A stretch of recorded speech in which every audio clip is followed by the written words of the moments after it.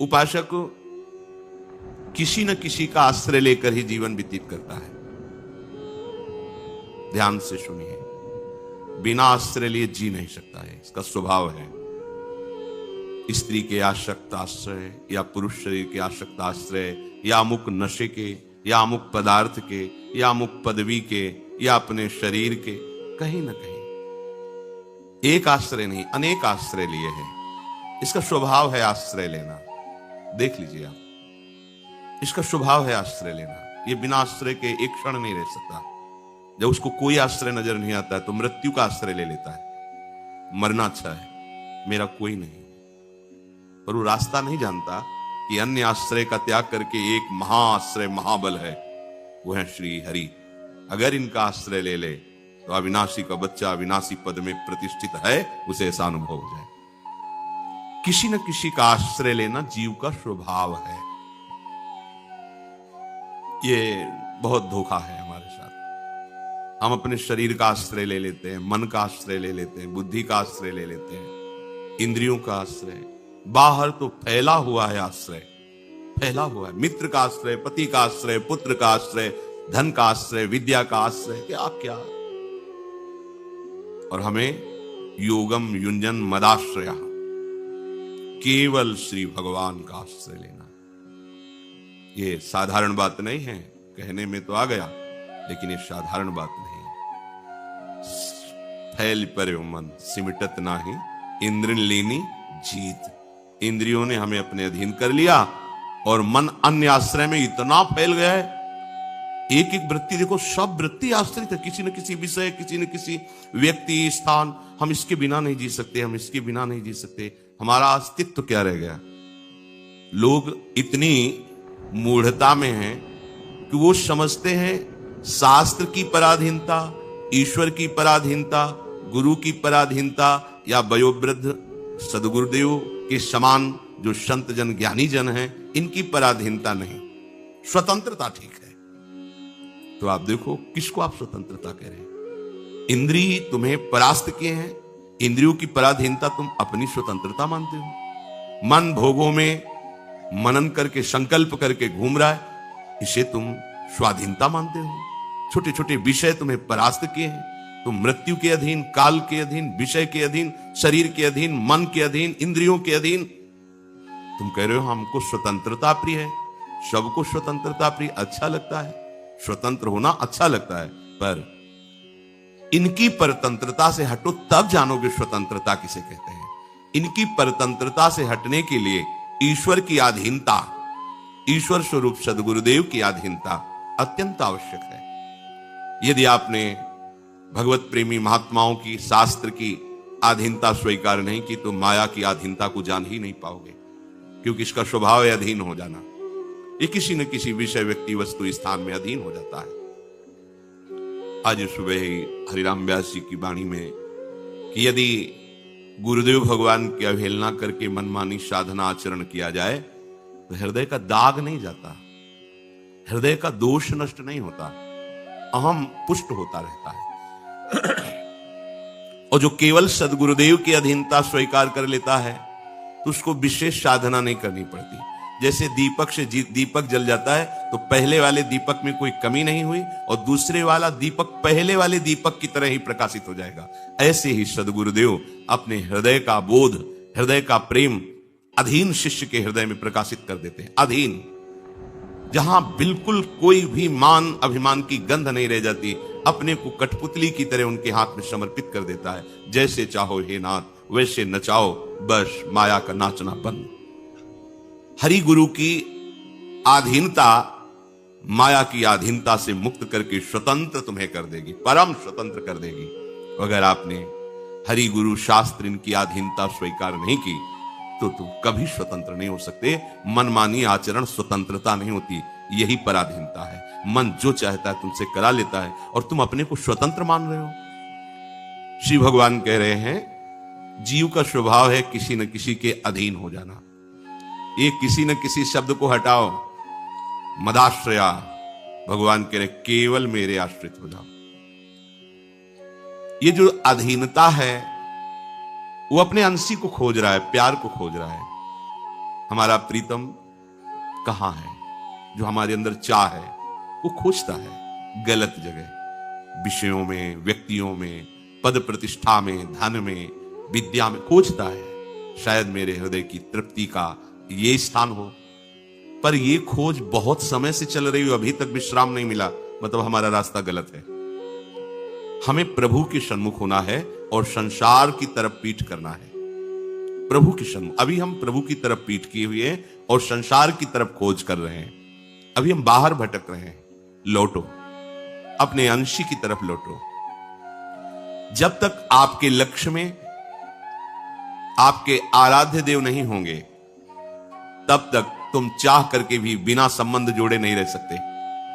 ध्यान से सुनो, जब तक तुम श्यामा श्याम से अपना संबंध जो है उसे स्वीकार नहीं करते और केवल उसी संबंध को स्वीकार नहीं करते, केवल वही संबंध, तब तक तुम्हें कहीं ना कहीं फंसना ही पड़ेगा। पक्का कहीं ना कहीं फंसना पड़ेगा। शरीर प्रकृति का अंश है और आप परमात्मा के अंश हैं। प्रकृति की किसी भी वस्तु, व्यक्ति, स्थान से आपकी तृप्ति कभी ना हुई है, ना हो रही है और ना होगी, क्योंकि आप परमात्मा के अंश हैं। तो आपको प्रभु से ही तृप्ति होगी। जहां हमारे अंशी मिले तो हृदय कह पड़ता है अब कछुनाथ न चाहिए। नहीं स्वात्मारामम विषय मृग तृष्णाम भ्रमयति। आत्माराम पुरुष कभी विषय तृष्णा में, मृग तृष्णा में भ्रमित नहीं होता। आप शरीर को मैं माने हुए हैं तो प्रकृति से रचा हुआ शरीर प्रकृति की तरफ ही आपको घसीटेगा, प्रभु से विमुख कर देगा। बहुत सुंदर बात है, यही हो रहा है।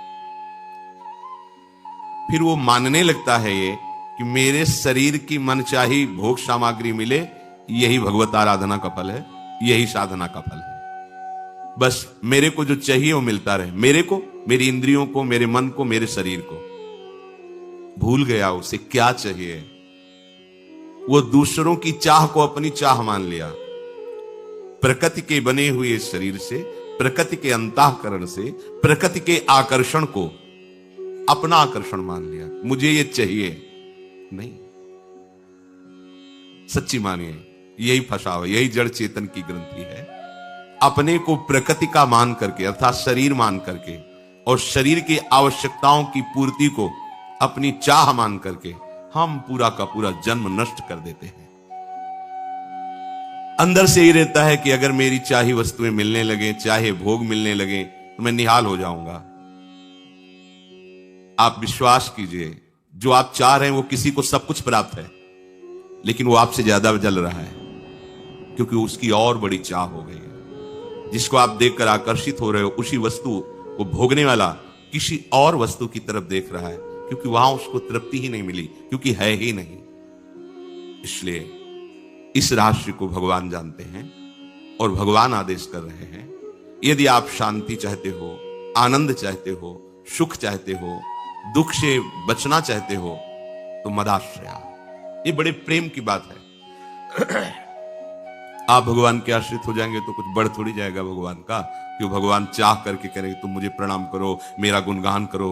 अरे उनका गुणगान तो वेद करते करते, भगवान शेष जी बड़े बड़े महापुरुष करते करते अभी तक अंत नहीं पाए हैं। वो अनंत है, वो तो हमारे कल्याण के लिए, हमारे आनंद के लिए बोल रहे हैं। आपको सर्वोपरि प्रभु की शरणागति स्वीकार करनी है। आश्रय, सहारा, अवलंबन एकमात्र केवल प्रभु का, विश्वास एकमात्र प्रभु का। प्रभु का नाम है असरण शरण।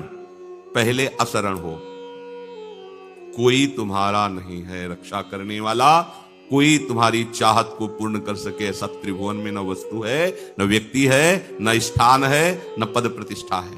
पहले असरण हो। हम लोग अशरण नहीं होते, तो फिर शरण कैसे हो जाएंगे?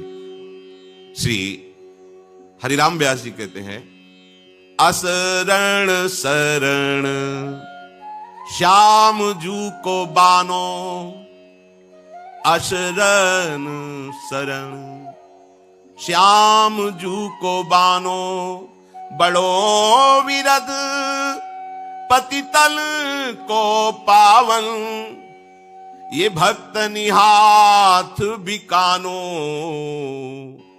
असरन सरन श्याम जू को बानो। शुक नारद जाको यस गावत, शिव विरल चिउर गानो।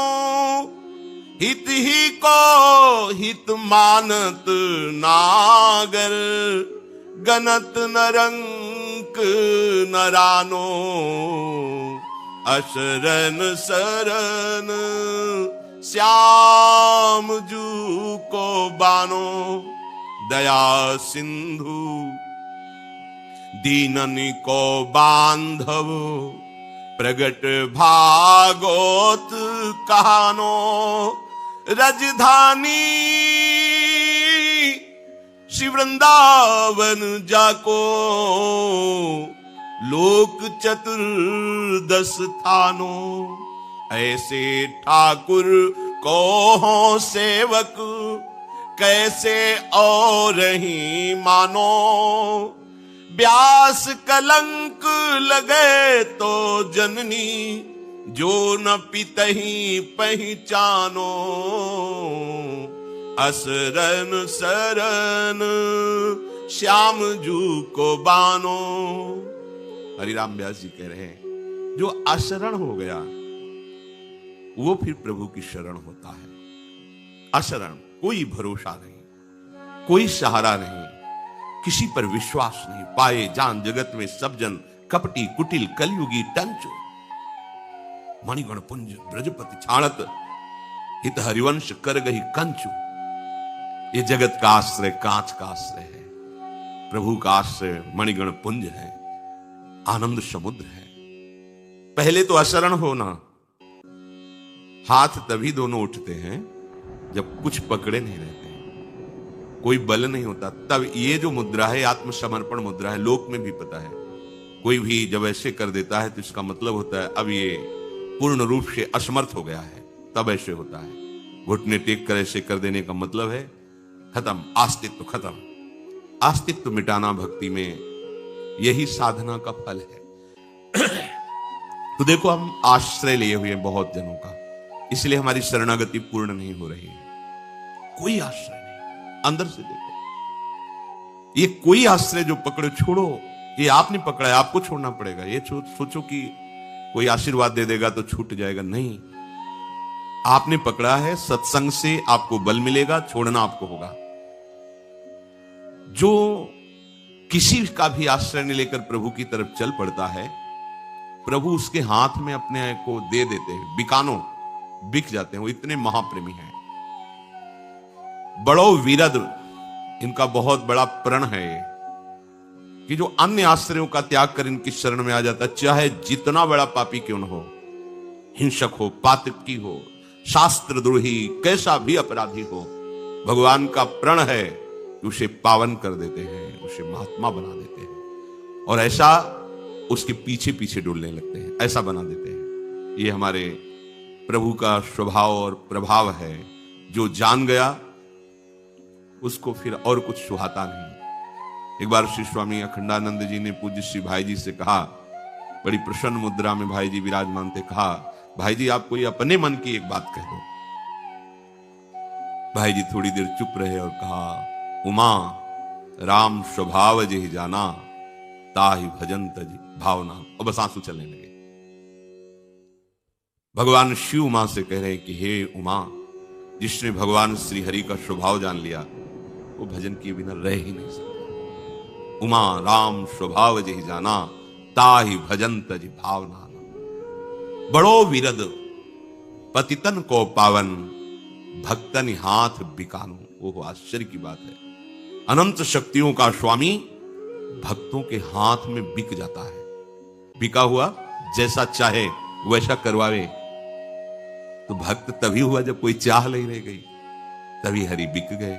इतना बड़ा बल होता है भक्तों का। जिनका यश परमहंस शिरोमणि श्री सुखदेव जी, भक्ति के आचार्य देवर्षि नारद जी, वैष्णवाचार्य भगवान शंकर और जगत को रचने वाले भगवान ब्रह्मा जी, ये सब जिनके प्रभाव को अपने हृदय में धारण करते हैं और महिमा का गान करते हुए थकते नहीं हैं, आज तक अंत नहीं पाया, वो हमारे प्रभु भक्तों के हाथ बिक जाते हैं। प्रभु हित को ही मानते हैं। आप प्रभु से अपनापन कर लिए, इससे बड़ा कोई दान नहीं, इससे बड़ी कोई तपस्या नहीं, इससे बड़ी कोई साधना नहीं। ध्यान से सुनिए, प्रभु मेरे हैं, ये आसक्ति आपके हृदय में आ गई, बहुत बड़ी बात हो गई। प्रभु अपना तन, अपना जीवन, अपने सगे संबंधी, अपना माना हुआ ऐश्वर्य, संपत्ति, मान, प्रतिष्ठा, ये सब धूल के समान। प्रभु केवल हमारे धन, प्रभु हमारी इज्जत, प्रभु हमारे जीवन, प्रभु हमारा सर्वस्व। ये बात जिसके हृदय में आ गई, प्रभु बिक जाते हैं। बहुत बड़े बड़े तपस्वी हुए हैं, बड़ी कठोर साधना करने वाले महापुरुष हुए हैं। पढ़ा है उनके चरित्रों को। महाभारत में बहुत से ऐसे अरे जटाओं में घोंसला बन गया है, चिड़ियां आकर के अंडे बच्चे जटाओं में दे रही, हाथ उठाए खड़े हैं मूर्ति की तरह। पर कहीं उनके जीवन में नहीं पाया गया कि प्रभु बिक गए इनके हाथ, ऐसा नहीं पाया गया। ये तो केवल भक्तों के जीवन में देखा जाता है। हित ही को हित मानत नागर, गनत रंक ना रानो। ये राजा है या भिखारी है, ये पवित्र है कि अपवित्र है, पापी है कि पुण्यात्मा है, विद्वान है कि मूर्ख है, ये सब भगवान नहीं देखते। बस जिसने ये मान लिया कि प्रभु मेरे, अंदर से अंदर की बात है, यही सब साधना का फल है। अगर ये ठसक आ गई, जिसे अपने लोग प्राय कहते रहते हैं, हमारे माई श्यामा जू को राज, ये बहुत बड़ी बात है, छोटी बात नहीं है। जबान की बात नहीं कह रहे, हृदय की बात कह रहे हैं। अभी हृदय में तो काम का राज्य, क्रोध का राज्य, लोभ का, मोह का, ये सब राज्य है। हम जबान से कहते हैं हमारे माई श्यामा जू को राज, और जिस समय ये बात गले से हृदय में पहुंच गई, निहाल हो जाओगे। इतनी बात ये आपको प्यारी जू का साक्षात्कार करवा देगी। बस ये बात अंदर बैठ जाए, हमारे माई श्यामा जू को राज, तो आपको दिखाई देगा कि श्यामा जू और श्री लाल जू कैसे आपको दुलार कर रहे हैं। ये आपको अनुभव में आने लगेगा। ये हृदय में आ जाए बस बात, ये हृदय की बात है। हृदय में तो बहुत कूड़ा करकट जमा है। प्रारंभ कर दिया है वाणी से कि हमारे माई श्यामा जू को राज, तो अभी अनुभव नहीं होगा। अच्छा है, अनुभव नहीं होगा। अनुभव हो गए जब बात हृदय में पहुंचेगी कि हमारे माई श्यामा जू को राज। अंदर दया सिंधु दीनन को बांधो, प्रगट भागवत कहानी। समस्त शास्त्रों में इनकी करुणा दया का वर्णन किया गया है। जो अभिमान रहित होकर, अन्य आश्रय रहित होकर प्रभु से अपनापन किया, प्रभु उसको घर परिवार जैसा संबंध होता ना, वही हमारे बड़े भाई, छोटे भाई, बिल्कुल उसमें कोई प्रभुता नहीं दिखाई देती। ये हमारे ऐसे ही उसका प्रभु से संबंध हो जाता है। वो प्रभु की प्रभुता को लेकर के, अरे अखिल कोटि ब्रह्मांडों के ईश्वर महान ऐसा, मेरे कृष्ण मेरे प्रभु, एकदम सहज बांधो, एकदम जैसे घर परिवार के जन, ऐसे प्रभु अपने महाप्रिय लगने लगते हैं, एक अपने प्रभु हो जाते हैं। ये महिमा जो प्रभु की ईश्वरीय महिमा है, ये जब तक रहती है तब तक प्रेम का प्रकाश नहीं हो पाता, क्योंकि इतने महान ईश्वर वो हमारे साथ खेले, ऐसा कैसे हो सकता है। पर यही भक्ति का चमत्कार है कि ईश्वर की ईश्वरता का विस्मरण करा दिया और जीव के जीवत्व का, और दोनों को समान करके प्रेम रंग में नचा दिया, प्रेम रंग में डुबा दिया, ईश्वर को भी और जीव को भी। ये सर्वश्रेष्ठ हरिप्रिया भक्ति का चमत्कार। इनकी राजधानी है वृंदावन। ये जो अनंत ब्रह्मांड है, आप इसे हैं, ये राजधानी है, निज महल है वृंदावन। और देखो, कृपा करके हमको ऑफिस में नहीं रखा है, हमें निज घर में रखा है। तो बोले ऐसे ठाकुर को हो सेवक, ये ठसक, ऐसे ठाकुर को हो सेवक, कैसे और ही मानो। अब हम किसी और को नहीं मान सकते अपना, मैं ऐसे हरि का सेवक। ये गर्व होना ही चाहिए। ये गर्व परम पवित्र करने वाला है, औरों को भी और आपको भी। प्रकृतिजन्य किसी भी क्रिया, वस्तु, व्यक्ति, स्थान का गर्व निंदनीय है। प्रकृतिजन्य, मुझे अमुक शास्त्र कंठस्थ है, ये अभिमान होना। मुझे अमुक पद मिला हुआ है, आप जानते हैं मैं कौन हूं, मैं अमुक अमुक अमुक हूं, ये निंदनीय है, ये बंदनीय नहीं है। प्रकृतिजन्य जितना भी अभिमान है, चाहे किसी वस्तु का हो, व्यक्ति का हो, स्थान का हो, पद प्रतिष्ठा किसी का, वो त्याज्य है। और परमात्मा जन्य अभिमान ये शुद्ध है, ये परम सच्चिदानंद में है, इसे स्वीकार करना चाहिए। मैं प्रभु का प्रभु मेरे, मैं हरि का दास, विषयों का गुलाम नहीं, प्रकृति का गुलाम नहीं, मैं प्रभु का दास। ये मैं प्रभु जहां ऐसा जुड़ा, इसमें परम पवित्रता है। और जहां ये मैं जुड़ा, मैं धनवान, मैं विद्वान, मैं रूपवान, मैं गुणवान, मैं महान, ये अपवित्र हो गया। प्रकृति जन्य चेष्टा को, शरीर को, व्यक्ति को, वस्तु को अपने अहम में बैठा लिया तो अपवित्र हो गए, यही मल है। और प्रभु को बैठा लिया अहम में, ये निर्मल है। ये जैसे प्रयागराज मामा की जब चर्चा, वो हमारे जीजा है राम जी, हम उनके साले हैं, अब हमको क्या करना है। हमारी जिज्जी जानकी जी, हमारे जीजा राम जी, अखिल कोटि ब्रह्मांडों का स्वामी, हमारा बहनोई है, हमें गिरदा लगाए बैठे रहते थे। कोई कह रहे प्रयागदास मामा तुम तो कभी माला लिए भजन करे, माला भजन वो करे जिसके प्रभु ना हो। हमारे जीजा राम ठसक, यहाँ की सखियां इसी ठसक में तो रहती, वृंदावन की नित्य विहार, हमारे माई श्यामाजू को राज। ये कौन श्यामाजू? बोले जाके अधीन सदा इस सांवरो, या ब्रज को से अनंत कोटि ब्रह्मांडों का स्वामी, जिनकी भ्रकुटि विलास में नाचता है, वो हमारी श्यामा। ये बात, ये रजधानी वृंदावन जाको लोक चतुर्दश स्थानो, ऐसे ठाकुर को हो सेवक, कैसे और ही मानो, व्यास कलंक लगे तो जननी जो न पितहि पहचानो। मैं श्री हरि का हूं, प्रिया लाल का हूं। ये ठसक हृदय में तभी आएगी जब आप, मैं किसी का नहीं हूं, कोई मेरा नहीं है, असरण बनो, तब शरणागति पुष्ट होती है। तो प्रभु कह रहे कि जो केवल मेरा आस भरोस विश्वास सहारा, महापुरुषों ने कहा जाकी है उपासना, ताही की वासना, ताही को नाम रूप लीला गुण गाइए। यह है भगवदाश्रय। यह अनन्य परम धर्म परिपाटी, वृंदावन बस अनत न जाइए। सोई व्यभिचारी आन कहे, आन करे ताको मुख देके, दारुण दुख पाइए। व्यास होई उपहास त्रास किए, आस अछत कित दास कहाइए। तुम कैसे अपने को हरि दास कहला सकते हो? यदि तुम किसी से भी आशा रखते हो तो तुम हरि के नहीं। अभी आप हरि के आश्रय में नहीं, मदाश्रया नहीं हुआ। योगम युंजन मदाश्रय, भगवान जो आदेश कर रहे हैं, आप अभी उस पंक्ति में नहीं है। किसी से आशा नहीं। आशा ही परमम दुखम, नैराश्यम परमम सुखम। आशा श्री लाडली लाल से, आशा श्रीदाश्यम वृषभानुजायास। अगर किसी व्यक्ति वस्तु किसी से भी हमारी आशा जुड़ी है तो अभी हमारी शरणागति पुष्ट नहीं हुई। सच्ची मानिए, कोई तुम्हारी आशा पूरी नहीं कर सकता। जब तक प्रभु का आश्रय नहीं लोगे, संसार चक्र रुकने वाला नहीं। कोई भी कुछ भी कर लो, छूटवे के जतन विशेष बांधे जाओगे। अभिमान पूर्वक की हुई साधना और बंधन प्रदान करती है। जाकी है उपासना, ताही की वासना। अगर हम शरीर की उपासना करते हैं तो भोगों की वासना हमें देखो जला रही है। यदि हम प्रभु की उपासना करें तो मिलन की वासना जग जाएगी। कब देखूंगा? क्या प्रभु हमसे कभी बात करेंगे? कभी क्या प्रियालाल को मैं भर नेत्र देख पाऊंगा? अंदर ये वासना जागृत, ये वासना जगत बंदनी वासना है। कैसे जागृत होगी? तो आगे उपाय बता रहे। ताही को नाम रूप लीला गुण गाइए। ये सिद्ध साधन भी है और यही साध्य है। बड़े बड़े सिद्ध जन जी इसी का रसास्वादन करते हैं। ताही को नाम, ताही शब्द पर ध्यान दीजिए। हम जिसकी उपासना करते हैं, हमारी जिह्वा से केवल केवल उसी का ही नाम जप कीर्तन होना चाहिए।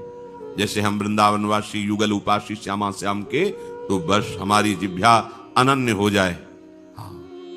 जुगल नाम की अनन्य हो जाए रचना हमारी। देखो, हमने रसिक महापुरुषों के भावों को सूक्ष्मता से, उनकी कृपा से देखा। एक बार हितधाम में कीर्तन हो रहा था, राधा वल्लभ श्री हरिवंश श्री वृंदावन श्री बंचन। तो जो गायक जन थे बाहरी से बुलाए गए थे, तो राधा वल्लभ इतना अंतर है, वो आ गए और उनसे कहा हमें सहन नहीं होता, आप इतना बीच में अंतराय क्यों करते हैं? तो बोले आलाप लेना होता। तो बोले राधा वल्लभ श्री हरिवंश राधा वल्लभ के बीच में अंतराय मत डालो, उनको एक साथ लो। सबकी समझ में तो नहीं आएगा ना, ये बोल तो रहे कोई राधा बोल के थोड़ा अंतराय करके वल्लभ बोला, उनको सहन नहीं हुआ के बोले हमसे ये क्या है, इतना अंतराय क्यों करवा रहे हो नाम में। सूक्ष्मता पर एकांत में चिंतन करने पर तब पता चलो वो कितनी प्रीति है प्रियालाल में, शैचरी भाव की कितनी ठसक है कि नाम के बीच का अंतराय इनको सहन नहीं हो रहा, रूप के अंतराय की तो बात जाने दो ना, राधा वल्लभ के बीच में इतना अंतराय उनको सहन नहीं हुआ के शिकायत कर रहे हैं, आप इतना सह कैसे रहे। तो उनसे कहा तो उनका आलाप लेना पड़ता है, तो उन्होंने राधा वल्लभ एक साथ बोलकर आलाप लो ना, राधा बोलकर के आलाप ले रहे हो, फिर रुक जा रहे हो, फिर वल्लभ बोल रहे हो, आप ये सबकी समझ में नहीं आएगा। उनका कितना हृदय आसक्ति से युक्त हो चुका है, इतना दूर नाम क्यों कर दिया प्रिया और प्रीतम के बीच में अंतराय। यह सहचरी भाव है, प्रगट में अंतराय नाम का नहीं सह पा रहे तो सोचो मानसिक सेवा में लीला में अंतराय कैसे सह पाएंगे ऐसे महापुरुष। ताही को नाम रूप लीला गुण गाए, ये निष्ठा पकड़ो। आप वृंदावन में आकर के प्रिया प्रीतम के चरणारविंद की शरणागति लिए हैं, ये आपकी बात नहीं है, आपको प्रिया प्रीतम ने पसंद किया है। अब आप अपनी पसंद को सुहा कीजिए, आप अपनी पसंद को जला डालिए, प्रिया प्रीतम की पसंद को स्वीकार कीजिए। कितना अंतराय है उपासना में कि आप श्यामा श्याम के चरणों में जुड़कर इधर उधर भटक रहे हैं और बातें सुन रहे हैं, निंदा स्तुति कर रहे हैं, निंदा स्तुति सुन, इसी में समय बर्बाद करना है क्या। अरे चुपचाप अपने आराध्य देव के नाम को पकड़ो, उनके चरणों का आश्रय लो और उनके लीला में प्रवेश करो। आए हो प्रभु ही तो लाए ना आपको। अगर आपने चयन किया है, आपको यह अहंकार है, तो आपकी सामर्थ्य नहीं थी कि आप यहां तक आ सके, पक्की बात। अगर आप ये बात स्वीकार करते हैं कि प्रियालाल ने स्वयं हमें स्वीकार किया है, तो फिर आपका संशय कैसा। जहां आपको जोड़ दिया जिस नाम रूप में, आसक्त हो जाओ। हरिराम व्यास जी कह रहे हैं यही है अनन्य परम धर्म परिपाटी, यह है अनन्य मार्ग। अगर आप श्री धाम वृंदावन का आश्रय, श्री प्रिया प्रीतम का आश्रय, उनका नाम, उनका रूप, उनकी लीला, उनके गुण के अलावा कुछ स्वीकार करते हैं, सोई व्यभिचारी आनक है। वो व्यभिचारी भक्ति में वो व्यभिचार है। अव्यभिचारिणी भक्ति भगवान को ऐसे अधीन कर लेती है जैसे पतिव्रता अपने पति को। हमारे आराध्य देव के नाम की ऐसी ठसक होनी चाहिए, सामने वाला अपने आराध्य देव का नाम ले रहा है तो हम अपने आराध्य देव का नाम ले रहे हैं, हम अपने ही आराध्य देव की जय बोलेंगे। हमारे ही आराध्य देव सब रूपों में हैं, पक्का पता है, पर हमें गुरुजी ने जो नाम दिया बस उसी की जय बोलेंगे। उनके अनंत नामों में ये सब नाम है, पर जो गुरु मुख से मिला हुआ आराध्य देव का रूप, उनका नाम, उनकी उपासना, उसकी अनन्य निष्ठा, ये अनन्य धर्म है। यह है अनन्य परम धर्म परिपाटी। इस मार्ग में हमें चलना है। सोई व्यभिचारी आन कहे आन करे, ताको मुख देखे दारुण दुख पाइए। वो व्यभिचारी है जो अपने आराध्य देव की सेवा और किसी की बात करे और कोई उपासना करे, बोले ऐसे का मुख देखना भी दुखद हो जाएगा। क्या दुखद हो जाएगा? उपासना में बाधा पड़ जाएगी, उपासना में बाधा पड़ जाएगी। हमें उन्हीं से मिलना है, उन्हीं से बात करनी है। जो इष्ट मिले और मन मिले, मिले भजन रस रीति।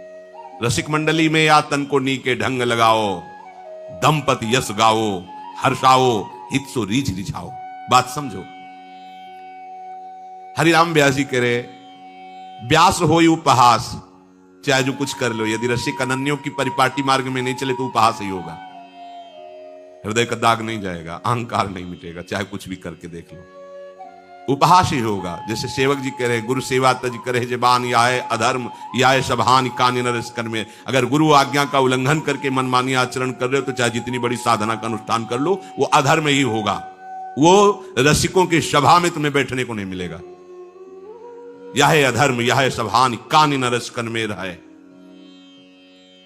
व्यास होई उपहास, और उपहास के बाद क्या मिलेगा? त्रास किए, आपको दुख मिलेगा। सुख के लिए जो आप साधन कर रहे हो नहीं प्राप्त हो पाएगा। वो हरि गुरु की अधीनता से प्राप्त होता है। हरि गुरु चरण सेवानुसर हो। आस अछत कित दास कहा, ये किसी और से आस कर रहे हो और आप कहते हो हम श्यामा श्याम के दास हैं। कैसे तुम दास हो? यहां जब तक आप रसिक अनन्यों के मार्ग में नहीं चलोगे तब तक आप रस को कैसे अनुभव कर पाएंगे? तो हम जाने तो कि रसिक अनन्य किसे कहते हैं। तो बोले तेई रसिक अनन्य जानिए, जिनको विषय विकार न, हरिशों रति तेई साधु मानिए। जो किसी भी तरह से संसार के किसी भी भोग में सुख का कहीं भी अनुभव नहीं कर रहे हैं, एकमात्र सुख हा हरि रा राधा, हरि अर्थात प्रिया प्रीतम, जो प्रिया प्रीतम के नाम में सुख मान रहे हैं, प्रिया प्रीतम के रूप में सुख, प्रिया प्रीतम की लीला गायन श्रवण में और प्रिया प्रीतम की सेवा में, बस इतना जीवन, इतने में फुर्सत नहीं है। बोले वही रसिक अनन्य है, श्यामा श्याम के नाम रूप गुण लीला धाम के सिवा दूरे सृष्टि आदि वार्ता, तेई रसिक अनन्य जानिए। अब आदेश कर रहे हैं कि तिनकी संगति पतित सु उद्धरे, जो बारक घर आनिए। यदि ऐसे रसिक संतों की संगति प्राप्त हो जाए, परमानंद की प्राप्ति, प्रेम की प्राप्ति निश्चित है। बारक, एक बार यदि हृदय में इनकी बात आप स्वीकार कर लीजिए, एक बार हृदय को इनके चरणों में समर्पित करके आज्ञा में ले आइए, तो बोले चाहे जितने पतित हो तुम रसिक बन जाओगे।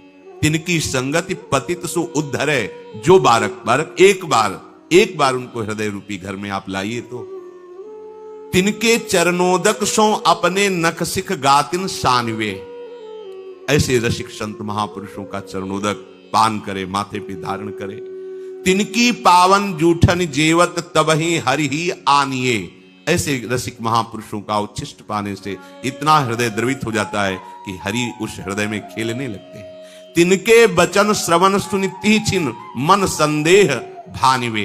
कह रहे हैं कि ऐसे रसिक महापुरुषों के जब हम वचन सुनते हैं, उपदेश सुनते हैं, तो कोई संशय नहीं रह जाता, सारे संशय मिट जाते हैं।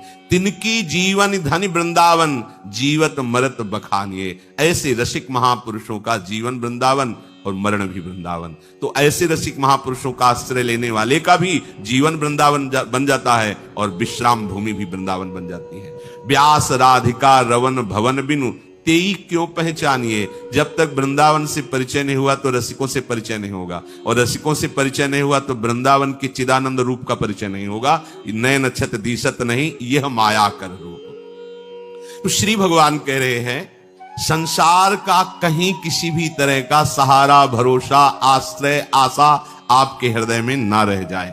धन संपत्ति, वैभव, विद्या, बुद्धि, योग्यता, कुटुंब, इनका जो तुम आश्रय लिए हुए हो, ये सब नाशवान है, मिटने वाला है, परिवर्तनशील है, सदा नहीं रह सकता, और ये तुम्हारी मांग पूरी नहीं कर सकते।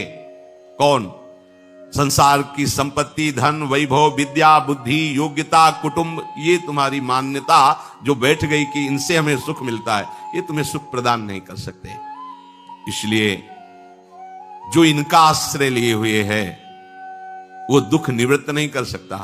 तो आओ, भयभीत हो जाओ, काल से, मृत्यु से, दुख से, रोगों से, दुर्गति से प्रभु की शरण में आ जाओ। तो प्रभु तुम्हें ऐसे प्यार करेंगे जैसे प्राणों से प्यार किया जाता है। जो शभीत आवाज सरनाई रखियो ताई प्राण की नाई, प्रभु के वचन है। और ये किंचन मात्र कभी परिवर्तन नहीं होता।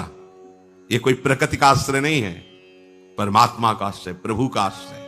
ये नित्य है, ये अटल है। प्रभु का आश्रय कोई नई बात नहीं हुई। पहले हम प्रभु के थे, अब भी प्रभु के, आगे ही प्रभु के, भूल गए, भूल मिटा दी। आश्रय केवल प्रभु का ही लेना चाहिए। केवल प्रभु का आश्रय, अवलंबन, आधार, सहारा, यही प्रभु चाहते हैं आपसे, केवल प्रभु का आश्रय। प्रभु कहते हैं कि मन भी मेरे में आसक्त हो जाएगा और आश्रय भी मेरा जब हो जाएगा तो तेरे को मेरे से प्रेम हो जाएगा और मेरे को तेरे से प्रेम हो जाएगा। प्रेम हुआ कि तेरे मेरे दोनों गायब हो जाएंगे। तेरे मेरे तब तक रहते हैं जब तक प्रेम गली अति साकरी तामे दो ना समाये ब्रह्मविद ब्रह्मैव भवति।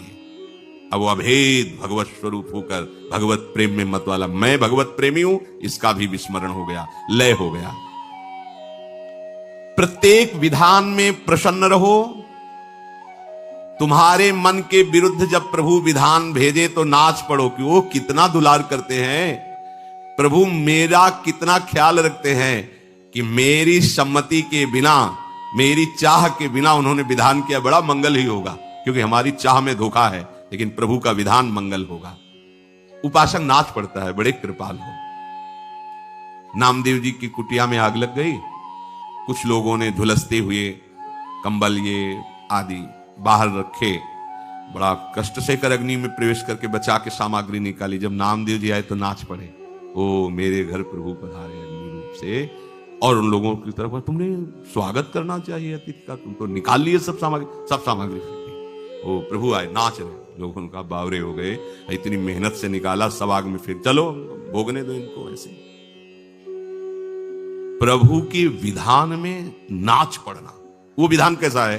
प्रतिकूल है, दुखद है, भक्त की दृष्टि में प्रभु का विधान है ना, बस ये बात दिखाई देती। क्या है? नाच पड़े।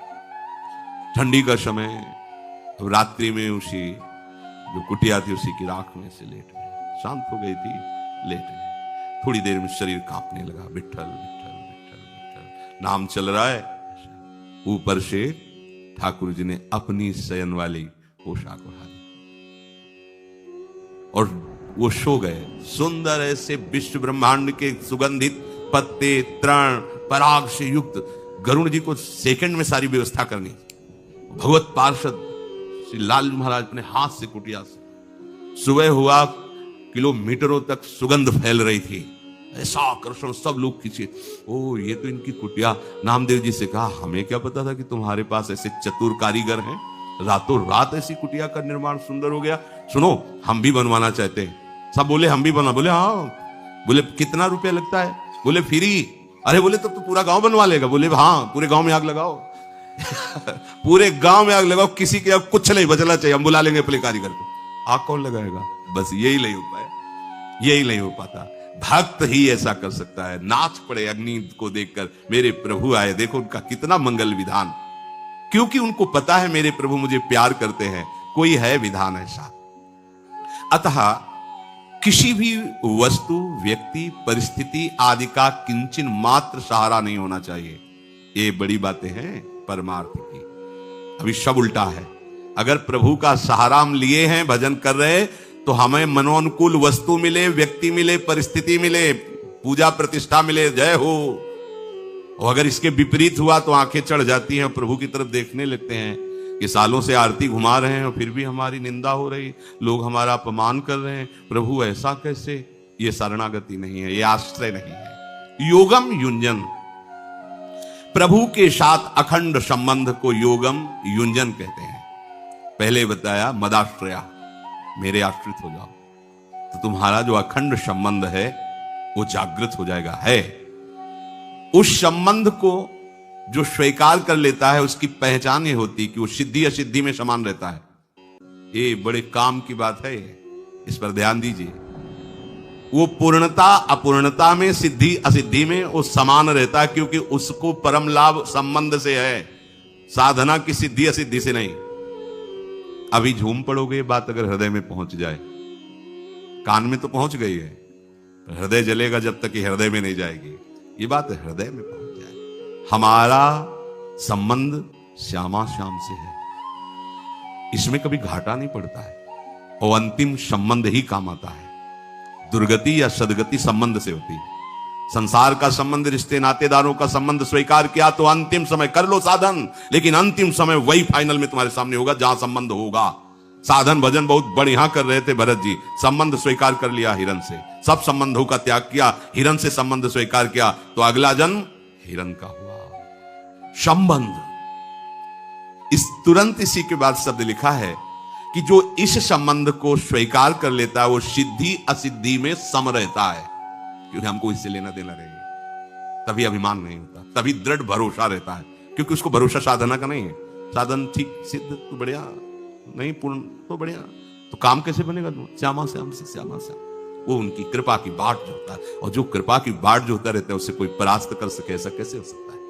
ऐसा नहीं हो सकता। जैसे सिंह सिंहनी के बीच में बैठे हुए उसके शावक को कोई पीड़ा नहीं पहुंचा सकता, ऐसे श्यामा श्याम के आश्रित को कोई पीड़ा नहीं पहुंचा सकता। अहंकार है, इसीलिए विकार अभी हमें रौंदते हैं, नहीं तो जिस दिन हम पूर्ण समर्पित हो जाएंगे, हो गया खेल। हमारा खेल इनसे है, साधना से नहीं है, हम कुछ नहीं कर पाएंगे। हे नाथ, नाथ अनाथन हित समर्थ मोहन, ये अंदर की बात है, बाहर की बात नहीं। बाहर तो तुमको आज से ऐसे रहना जी, अंदर की बात है, आप जैसे रखो, जैसे चलाओ, साधन की सिद्धि असिद्धि में समान, ये वही कर सकता है जो आश्रित है। अगर थोड़ा भी अहंकार है, थोड़ा सा सफलता मिलने पर आप छाती फुला लेंगे, और थोड़ी सी असफलता हो तो आप मुंह हिलगा लेंगे। लेकिन जो श्यामा श्याम का संबंधी है, वही सफलता असफलता में समान रहेगा, क्योंकि उसको पता है हमें इससे कुछ चाहिए नहीं। ये सफल हो तो बढ़िया है, ना सफल हो तो बढ़िया, तो चाहिए क्या? वो चाहिए, वो उन्हीं से चाहिए। बने तो रघुबरते बने, ये गा लेते हैं लेकिन इसे पाते नहीं है। अगर पा लें तो अभी झूम पड़े हम, ये भागवतिक शब्द हैं, अभी झूम पड़ेंगे, क्योंकि ये उधर से होना है ना, तो उधर ताकते रहेंगे। बाट जोता रहता है उपासक कृपा की, वो सिद्धि असिद्धि में सम रहता हुआ उपासक भगवान नाम जप ध्यान कीर्तन भगवत लीला गुणगान रूप चिंतन, ये स्वाभाविक उसका होने लगता है, क्योंकि वो भगवत आश्रित है ना। उसकी चेष्टा केवल केवल प्रियालाल के अनुकूल होती है। अभी सारी चेष्टा शरीर की अनुकूलता को लेकर है, तो हम शरीर के आश्रित हैं। जब उपासक प्रभु के मन वाला हो जाता है, प्रभु के आश्रित हो जाता है, योगम युंजन प्रभु के मन वाला और मदाश्रया प्रभु के आश्रित, तब उसको कुछ अभ्यास नहीं करना पड़ता। ये भजन का अभ्यास, ध्यान का अभ्यास नहीं, छा जाते हैं। जिनके आश्रित हुए छा जाते हैं प्रिया प्रीतम, उनका रूप उनका नाम। कोई भी योग बकाया नहीं रहता, सब योग उसके अंदर, क्योंकि योगिंद्रों मुनिंद्रों के गुरु महायोगेश्वर श्री कृष्ण और प्रिया जो इनका आश्रय लिया, तो सारे योग अपने आप जागृत हो जाते हैं। कोई कह सकता है कि अपने आप कैसे जागृत हो जाते हैं? देखो, गुरु कृपा, हरि कृपा, ये इतनी समर्थ है। भगवान शंकराचार्य जी की सेवा में रहते थे एक संत भगवान, लंगोटी धोना, कपड़ा धोना, स्नान करने के बाद उन्हीं की शरीर सेवा में, तो स्नान करके आद्य गुरु आए, विराजमान हुए, तो मुख्य मुख्य जो परम विद्वान उपनिषदों के तत्व के रहस्य को जानने वाले शिष्य जन थे, उन्होंने किसी गूढ़ अध्यात्म का प्रश्न किया। तो उनका वो त्रोटकाचार्य जी शायद उनका नाम था, उनका वो त्रोटक जी आ जाए, फिर वो बोले प्रभु उनके सामने क्या वर्णन, मतलब पढ़े लिखे बिल्कुल नहीं थे, तो उनका उनके सामने वर्णन करना क्या मतलब, जो तो पढ़े लिखे नहीं है, उपनिषद का न ज्ञान है न तत्व का ज्ञान है, और वैसे ही केवल शरीर सेवा में आपकी रहते, कभी हमने देखा नहीं शास्त्र स्वाध्याय करते। उनको नजर में आया गुरु के शरीर की सेवा करना एक साधारण बात है, ऐसी बात नहीं। तो मुस्कुरा दिए भगवान शंकराचार्य की तुम्हें बहुत ज्ञान का अभिमान है। जब वो लंगोटी वस्त्र आदि प्रक्षालन करके धो के फैला के आए, तो उनका त्रोटक महादेव जी बोले इस सूत्र की व्याख्या करके इनको बता दो। संस्कृत, वही आचार्य पदवी पर विराज, संस्कृत से एकदम समाश्चर्यचकित, गुरु कृपा ही केवलम। उपमन्यु जी का चरित्र आता है, सदगुरुदेव के पास गए, उन्होंने कहा कि हमारे यहां तो सेवा प्रधान है, तो कुछ वर्ष आप सेवा करो, फिर आपको शास्त्र स्वाध्याय करना बताएंगे। जी जैसी आगे, तो गाय चराओ, तो ये गौशाला है, जंगल में ले जाके इनको चरा। और ऐसा नहीं था कि शाम के वापस हो जाए, महीनों जंगलों में ही ऐसे। जब आए तो खूब हष्ट पुष्ट, तुम हष्ट पुष्ट कैसे हो? कहा गुरुदेव गाय का दूध पी लेते हैं, ये गाय हमारी है, हमारी आज्ञा के बिना तुमने कैसे ले लिया? गलती करी, हाँ चलो। फिर आए हष्ट पुष्ट, कैसे? माधुकरी मांग लाता हूं, तो बिना गुरु को समर्पित करे भिक्षान्न पाना दोष है, ना हमने आदेश किया और ना तुमने समर्पित किया, कैसे भिक्षान्न मांग रहे हो? जी। फिर गए, फिर कैसे हष्टपुष्ट हो? तो बोले प्रभु जो बछड़ा फेन गिराते हैं उनको शास्त्रों गाएं, तो बोले हमारे बछड़े बड़े कृपालु हैं, वो ऐसा, तो तुम्हारा ये पीने की भावना उनके उदर को खाली रखना है, अर्थात वो बड़े कृपालु, तुम्हें देखकर छोड़ दे, आज से फेन भी नहीं खाना। जी। अब तो सब बंद हो गया था, उनको पता नहीं था, अकौड़े के पत्ते चबा लिए, तो आंखें अंधी हो गई, नेत्र की ज्योति चली गई, और एक अंधे कुएं में गिर गए। जब वहां गिरे तो उन्होंने अंदर से पुकारा, अब पुकारा गुरुदेव। नहीं, आशय यह था गुरुदेव का कि कुछ भी करने के पहले हमारा स्मरण, हमारी अनुमति आवश्यक है। अब पुकारा गुरुदेव, उनको विचलता हुई, गुरुदेव उपमन्यु संकट में है, कहां है? शिष्य सहित गए, वो अंदर से ही गुरुदेव ऐसे पुकार, अच्छा नजदीक है, उन्होंने सुनो हम तुम्हें मंत्र बोल रहे हैं, इस मंत्र का उच्चारण तुम करो अपनी जिह्वा से। इसी समय जो देवताओं के वैद्य हैं अश्विनी कुमार, वो तुरंत आ जाएंगे, बोलो मंत्र। जी गुरुदेव ने मंत्र बोला, अश्विनी कुमार आ गए। उन्होंने एक कुएं की रचना की आयुर्वेद के अनुसार और कहा इसे पाओ, तुरंत अंतर और बाहर दोनों दृष्टि खुल जाएगी, ये नेत्र भी खुल जाएंगे और हृदय के भी नेत्र खुल जाएंगे, पाओ। तो उनका नहीं, अभी तक गलती होती रही, गुरुदेव को समर्पित करो और वो आदेश करें तो हम पा सकते। अब आया सिद्धांत। तो उन्होंने कहा नहीं, तुम्हारे गुरुदेव के ही मंत्र से मैं जागृत हुआ हूं, उन्हीं का आदेश। बोले नहीं, पहले गुरुदेव प्रसन्न हो गए, यही चाह रहे थे। उन्होंने जो ही पुआ खाया, गुरुदेव के आदेश हुए, अंदर के नेत्र प्रकाशित हुए, बाहर आए और कहा गुरुदेव सबसे बड़ी बात मिल गई कि बिना गुरु आज्ञा की एक वृत्ति भी नहीं उठनी चाहिए, जाओ चारों वेद तुम्हारे हृदय में प्रकाशित हो। तो उन्हें व्याकरण पढ़ना नहीं पड़ा, बालका बालको बालका संपूर्ण वेद स्फुरित गुरु कृपा। तो गुरु हरि ही तो है ना, तो हरि कृपा से कौन सा योग नहीं तुम्हारे अंदर जागृत हो जाएगा?